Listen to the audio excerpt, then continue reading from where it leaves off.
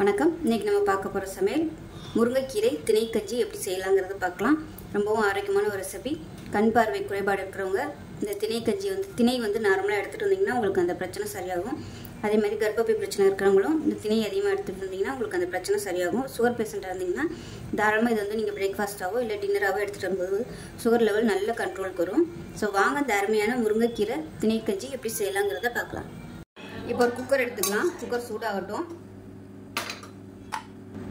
Cooker நல்லா சூடாயிருச்சு. இப்போ இதில் நல்லெண்ணெய் சேர்த்துக்கலாம்.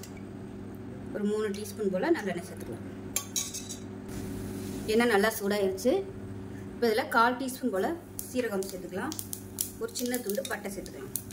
கொஞ்சமாக கருவேப்பிலை சேர்த்துக்கலாம். மீடியம் சைஸாக பெரிய வெங்காயம் நீளமானதுனால சேர்த்துக்கலாம்.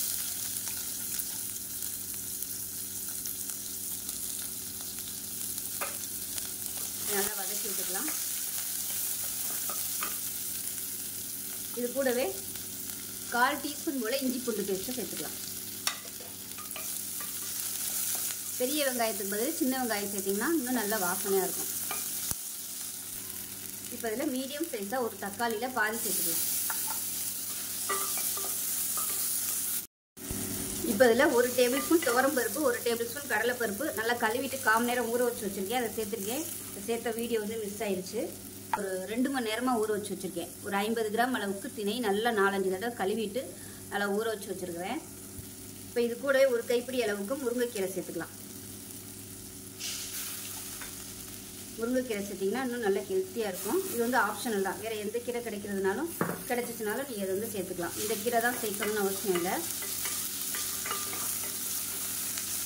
ஒரு 2 நிமிஷத்தில் வதக்கி விட்டுக்கலாம். இப்போ இது கூடவே ஊற வச்ச திணையும் நம்ம சேர்த்துக்கலாம். இது கூடவே தண்ணி சேர்த்துக்கலாம். ஒரு பங்குக்கு நல்லா ஒரு 5 பங்கு தண்ணி சேர்த்துக்கலாம். சேர்த்துட்டு நல்லா கலந்து விட்டுக்கலாம்.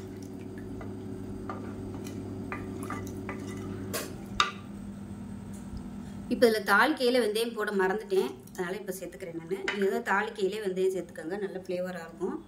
இது கொதிக்கையிலே கொஞ்சமாக கரம் மசாலா சேர்த்துக்கலாம். காரத்துக்கு 1/4 டீஸ்பூன் போல் மிளகாத்தூள் சேர்த்துக்கலாம். இல்லைன்னா இதுக்கு பதிலாக நீங்கள் பச்சை மிளகாய் கூட சேர்த்துக்கலாம். தாளிக்கையில் பச்சை மிளகாய் தேவையான அளவு 2ஆக கீறிட்டு சேர்த்திங்கன்னா உங்களுக்கு அந்த காரம் இறங்கிடும். இப்போ இந்த கஞ்சிக்கு தேவையான உப்பு சேர்த்துக்கலாம். நான் இதில் காய்கறியெல்லாம் எதுவும் சேர்க்கல. உப்பு போட்டால் நீங்கள் கேரட்டு, பீன்ஸு, பட்டாணி எது வேணுமோ 2 சேர்த்துக்கலாம். நல்லா ஹெல்த்தியாகவும் இருக்கும். இல்லை இது கூட மஷ்ரூம் சேர்க்குறதுனாலும் நீங்கள் சேர்த்துக்கலாம். ஒரு 2-3 மஷ்ரூம் சேர்த்திங்கன்னா இன்னும் உங்களுக்கு நல்லா ஹெல்த்தியாக ப்ரோட்டீன் சத்து கிடைக்கும். 1/4 டீஸ்பூன் போல் மஞ்சள் சேர்த்துக்கலாம். இது கூடவே பொடியாக கட் பண்ணால் கொத்தமல்லியும் சேர்த்துக்கலாம். புதினா வச்சுருந்தீங்கன்னா புதினாவும் சேர்த்துக்கோங்க. நல்ல ஃப்ளேவராக இருக்கும்.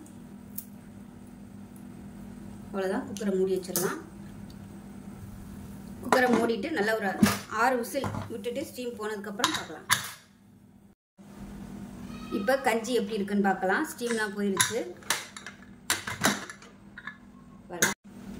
இப்போ அவ்வளோதான். கஞ்சி அருமையாக ரெடி ஆயிடுச்சு. விருப்பப்பட்டால் நீங்கள் தேங்காய் பால் சேர்த்துக்கலாம். நான் தேங்காய் பால் சேர்க்கல. இப்படியே குடித்தாலும் நல்லாயிருக்கும். ரெகுலராக எடுத்துகிட்டு வந்தீங்கன்னா உங்களுக்கு கண் பார்வை தெளிவடையும். அதே சமயம் கர்ப்பப்பை பிரச்சனை இருக்கிறவங்க இந்த கஞ்சி ரெகுலராக எடுத்துகிட்டு வந்தீங்கன்னா உங்களுக்கு அந்த பிரச்சனை சரியாகும். ஸோ ரொம்பவும் ஆரோக்கியமான ஒரு கஞ்சி. செஞ்சு பாருங்கள். செஞ்சு பார்த்துட்டு எப்படி வந்துச்சுங்கிறத சொல்லுங்கள். வீடியோ பிடிச்சிச்சுன்னா லைக் பண்ணுங்கள், கமெண்ட் பண்ணுங்கள். சேனலை சப்ஸ்கிரைப் பண்ணுங்கள். பக்கத்தில் உள்ள பெல் பட்டனையும் ப்ரெஸ் பண்ணுங்கள். நன்றி.